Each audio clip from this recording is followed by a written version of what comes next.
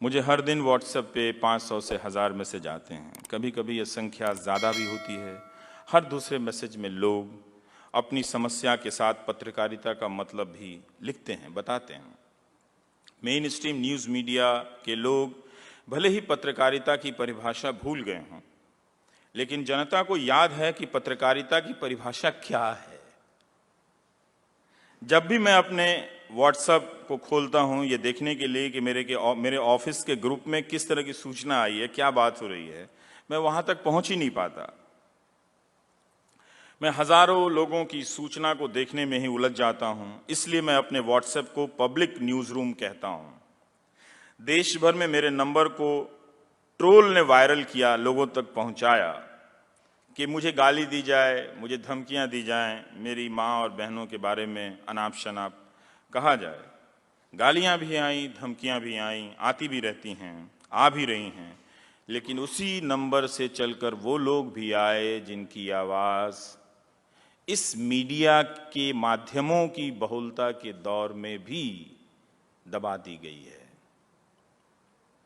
अपनी और अपने इलाके की खबरों को लेकर आए। ये वो खबरें हैं जो न्यूज़ चैनलों की परिभाषा के हिसाब से ख़त्म हो चुकी हैं, मगर उन्हीं चैनलों को देखने वाले ये लोग जब खुद परेशानी में पड़ते हैं तो उन्हें पत्रकार होने का मतलब समझ आता है और उन्हें तुरंत पता चल जाता है कि इस शहर में चाटुकार कौन है, पत्रकार कौन है। उनके जहन से पत्रकारिता का मतलब अभी भी समाप्त नहीं हुआ है, बल्कि वो समझ अभी भी क्लासिक के तौर पर बची हुई है। जब रूलिंग पार्टी ने मेरे शो प्राइम टाइम का बहिष्कार किया तब मेरे लिए सारे रास्ते बंद हो गए। उस समय यही वो लोग थे जिन्होंने अपनी समस्याओं से मेरे शो को भर दिया, और ये लोग रूलिंग पार्टी के भी समर्थक थे। जिस मेन स्ट्रीम मीडिया ने सिटीजन जर्नलिज्म के नाम पर जर्नलिज्म और सत्ता के खिलाफ बोलने वाले तक को आउटसोर्स कर दिया था, जिसमें कि लोगों के बीच मीडिया का भ्रम तो बना रहे सिटीजन जर्नलिज्म के नाम पर, सिटीजन के इस समूह ने मुझे मेन स्ट्रीम मीडिया का सिटीजन जर्नलिस्ट बना दिया। मीडिया का यही भविष्य होना है। उसके पत्रकारों को, मेन स्ट्रीम मीडिया के पत्रकारों को सिटीजन जर्नलिस्ट बनना पड़ेगा ताकि लोग सिटीजन बन सकें। जिनका काम पत्रकार होना है वो पत्रकार बन सकें। ठीक उसी समय में जब न्यूज़ चैनलों से आम लोग गायब कर दिए गए और उन पर डिबेट शो के जरिए पॉलिटिकल एजेंडा थोपा जाने लगा, एक तरह के नैरेटिव से, बहस से लोगों को घेरा जाने लगा, उसी समय में लोग इस घेरे को तोड़ने का प्रयास भी कर रहे हैं। गालियों और धमकियों के बीच ऐसे मैसेज की श्रृंखला और संख्या बढ़ने लगी है जिनमें लोग सरकार से डिमांड कर रहे हैं।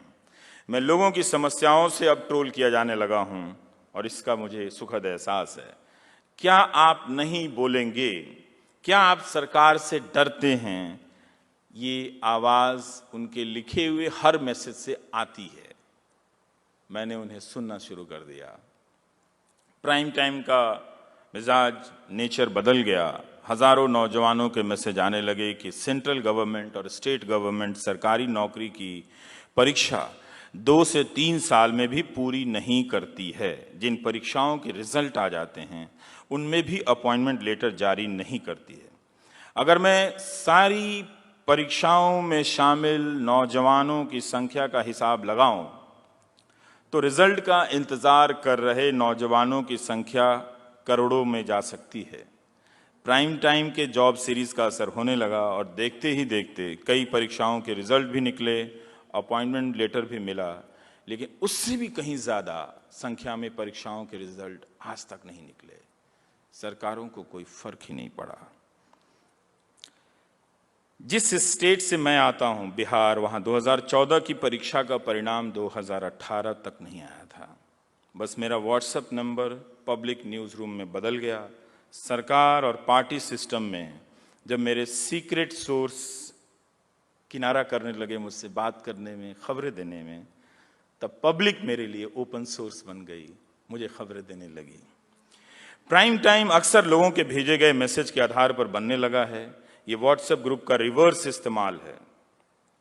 एक तरफ राजनीतिक दल का आईटी सेल लाखों की संख्या में सांप्रदायिकता और जेनोफोबिया, अंतर्राष्ट्रवाद फैलाने वाले मैसेज भेज रहा है, और मेरे नंबर के साथ कि इन्हें इस तरह से गाली दी जाए, तो दूसरी तरफ से असली खबरों के मैसेज मुझे उन्हीं नंबर से पहुंच रहे हैं। मेरा न्यूज़ रूम एनडीटीवी के न्यूज़ रूम से शिफ्ट होकर लोगों के बीच चला गया है। यही भारत के लोकतंत्र की उम्मीद है, क्योंकि इन्होंने न तो सरकार से उम्मीद छोड़ी है और न ही सरकार से सवाल करने का रास्ता भी पूरी तरह से बंद किया है। तभी तो वो मेन स्ट्रीम मीडिया में अपने लिए एक छोटी सी खिड़की ढूंढ रहे हैं, या उन्होंने ढूंढ ली है। जब यूनिवर्सिटी की रैंकिंग के झूठे और फर्जी सपने दिखाए जा रहे थे, तब कॉलेज के छात्र अपने क्लासरूम और टीचर की संख्या मुझे भेज रहे थे। 10,000 छात्रों पर 10-20 शिक्षक भी नहीं हैं बिहार के कॉलेज में। मैं वहां तक कभी नहीं पहुंच पाता, लेकिन लोग उस कॉलेज की पूरी जानकारी के साथ मुझ तक पहुंच चुके थे और वो दुनिया तक जा चुकी थी। मीडिया जिस दौर में स्टेट के हिसाब से सिटीजन को डिफाइन कर रहा है, इसी दौर में सिटीजन अपने हिसाब से मुझे डिफाइन कर रहा है। जैसा वो खुद है वैसा मुझे बनाना चाहता है। डेमोक्रेसी में उम्मीदों के कैक्टस के फूल, उम्मीदों के कैक्टस खिल रहे हैं अभी। मुझे चंडीगढ़ की उस लड़की का मैसेज अब भी याद है। वो प्राइम टाइम देख रही थी तो उसके पिता ने टीवी बंद कर दिया। उसने अपने पिता की बात नहीं मानी और प्राइम टाइम देखा। वो भारत के लोकतंत्र की शानदार नागरिक है। जब तक वो लड़की है, लोकतंत्र अपनी चुनौतियों को पार कर लेगा। उन बहुत से लोगों का जिक्र करना चाहता हूं जिन्होंने मुझे पहले ट्रोल किया, गालियां दी, मगर बाद में खुद से लिखकर माफी मांगी, अफसोस जाहिर किया। अगर मुझे लाखों गालियां आई हैं तो मेरे पास ऐसे हजारों मैसेज भी आए हैं जिसमें लोगों ने माफी मांगी है। महाराष्ट्र के उस लड़के का मैसेज याद है जो अपनी दुकान पर टीवी पर चल रहे नफरत वाले डिबेट से घबरा उठता है और अकेले कहीं जाकर, जहां सामान रखे होते हैं, गोदाम में बैठ जाता है। जब वो घर में मेरा शो चलाता है तो उसके पिता और भाई बंद कर देते हैं कि मैं देशद्रोही हूं। मेन स्ट्रीम मीडिया और आईटी सेल ने मेरे खिलाफ ये कैंपेन चलाया है। बहुत से ऐसे लोग हैं जिन तक इस तरह के मैसेज हर दिन पहुंचाए जा रहे हैं। आप समझ सकते हैं कि इस तरह के कैंपेन से घर घर में स्क्रीनिंग होने लगी है। लोग आईटी सेल का काम करने लगे हैं कि पिता अपनी बेटी को प्राइम टाइम देखने से रोकता है और भाई अपने छोटे भाई को, लेकिन फिर भी उन्हीं घरों में लोग बोल रहे हैं, देख रहे हैं। इसका मतलब ये है कि इस लोकतंत्र में अभी भी जिंदा दिल लोग बाकी हैं। ये मैं इसलिए बता रहा हूं कि आज सिटीजन जर्नलिस्ट होने के लिए आपको स्टेट की तरफ बर्ताव करने वाले सिटीजन से भी जूझना होगा। जो बड़ा भाई छोटे भाई को टीवी नहीं देखने दे रहा है, जो पिता अपनी बेटी को प्राइम टाइम नहीं देखने दे रहा है, वो स्टेट की तरफ बर्ताव करने वाला सिटीजन घर में पैदा हो गया है। यही डरने वाली बात है। चुनौती सिर्फ स्टेट नहीं है, राज्य नहीं है। राज्य जैसे हो चुके लोग भी हैं। सांप्रदायिकता से लैस, अंतर्राष्ट्रवाद और गलत सूचनाओं से लैस भीड़ के बीच दूसरे नागरिक भी डर जाते हैं। जो सरकार के समर्थक होते हैं, जो उन पार्टियों के समर्थक होते हैं, उनका जोखिम काफी बढ़ गया है। आपको अपने मोबाइल पर यह मैसेज देखकर घर से निकलना होता है कि मैसेज कर देने वाला आज मुझे लिंच कर देना चाहता है, मेरी हत्या कर देना चाहता है। इस तरह के मैसेज भी लिख कर भेजने का जो माहौल बना है, उसका एंटाइटलमेंट, उसका अधिकार बोध इतना ज्यादा हो गया है कि वो लिख कर मैसेज भेजता है कि मुझे आज लिंच कर दिया जाएगा, मार दिया जाएगा भीड़ के द्वारा घेर कर। उसे डर नहीं है कानून का, क्योंकि उसे भरोसा हो गया है कि सरकार का सिस्टम उसका साथ देगा, मेरा नहीं। इसीलिए आप देखेंगे कि यूपी के एक जिले में जब एक पत्रकार ने रिपोर्टिंग की नमक और नून खाने की, उसी के खिलाफ एफआईआर हो गया, जांच बिठा दी गई, साजिश के आरोप लगा दिए गए। आज का सिटीजन बहुत दबाव में है। उसके सामने चुनौती है कि वो इस मीडिया से कैसे लड़े जो दिन रात उसी के नाम पर अपना धंधा करता है। हम इस मोड़ पर हैं जहां लोगों को सरकार तक पहुंचने के लिए मीडिया के बैरिकेड से लड़ना है, वरना उसकी आवाज व्हाट्सएप के इनबॉक्स में घूमती रह जाएगी। पहले लोगों को नागरिक बनना होगा, फिर स्टेट को बताना होगा कि उसका एक काम यह भी है कि वो हमारी नागरिकता के जरूरी तत्वों के लिए सबसे जरूरी निर्भीकता के माहौल को बनाए रखे। स्टेट को क्वेश्चन करने का माहौल बनाने की जिम्मेदारी भी सरकार की होती है। एक सरकार का मूल्यांकन आप तभी कर सकते हैं जब उसके दौर में मीडिया स्वतंत्र हो। इंफॉर्मेशन के बाद अब अगला अटैक इतिहास पर हो रहा है, बल्कि साथ साथ हो रहा है।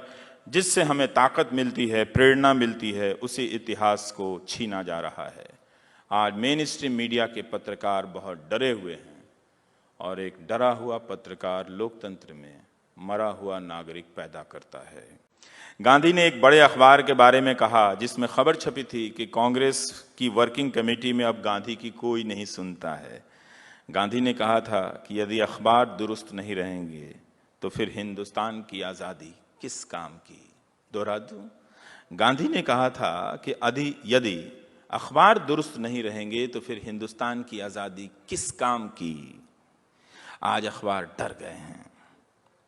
वे अपनी आलोचना को, वो नागरिकों की आलोचना को देश की आलोचना बना देते हैं, जबकि मैं मेन स्ट्रीम मीडिया और ख़ासकर न्यूज़ चैनलों की आलोचना अपने इस महान देश के हित में ही कर रहा हूँ। मैंने कहा कि इसकी उपलब्धियाँ शानदार हैं, मगर मुख्य धारा का मीडिया गटर हो गया है।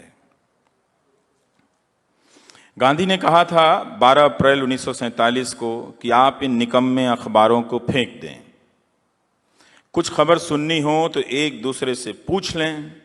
अगर पढ़ना ही चाहें तो सोच समझकर अखबार चुन लें जो हिंदुस्तान वासियों की सेवा के लिए चलाए जा रहे हों, जो हिंदू और मुसलमान को मिलकर रहना सिखाते हों।